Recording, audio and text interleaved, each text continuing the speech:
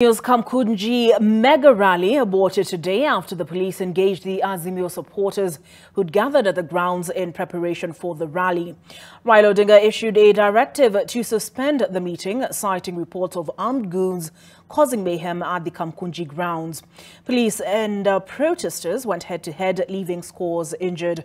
Azimio leaders who led the protests outside of Nairobi also faced a similar fate as their meetings were disrupted. NTV's Melita Oletenges with that roundup. The historic Kamukunji grounds was meant to play host to a mega rally led by the Azimio la Umoja coalition leader Raila Odinga today.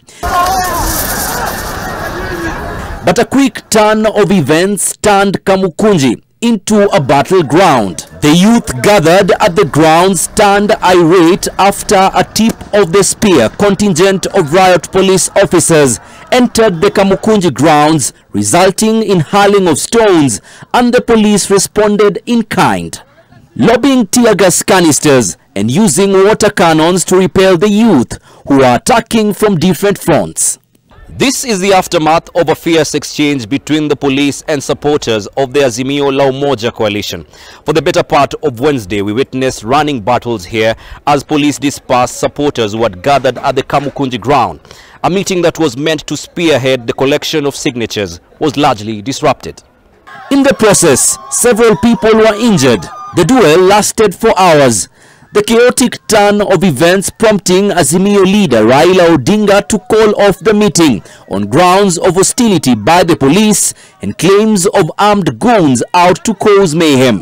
There is no moving on until Ruto comes out openly and agrees to repeal the Finance Act and embarks on other measures to lower the cost of living.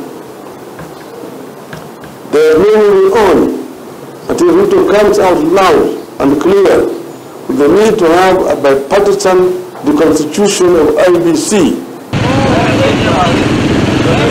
In Meru, NARC Kenya Party leader Martha Karua, former Agriculture Cabinet Secretary Peter Munya, and ousted Jubilee Secretary General Jeremiah Kioni were forced to board motorbikes to evade police who had blocked their way as they exited a hotel.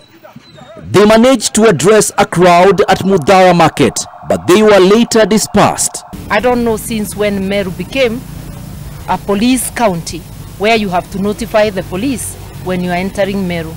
What they have done is illegal, it's unconstitutional. They have thrown tear gas to the three of us. There was no crowd, just the three of us.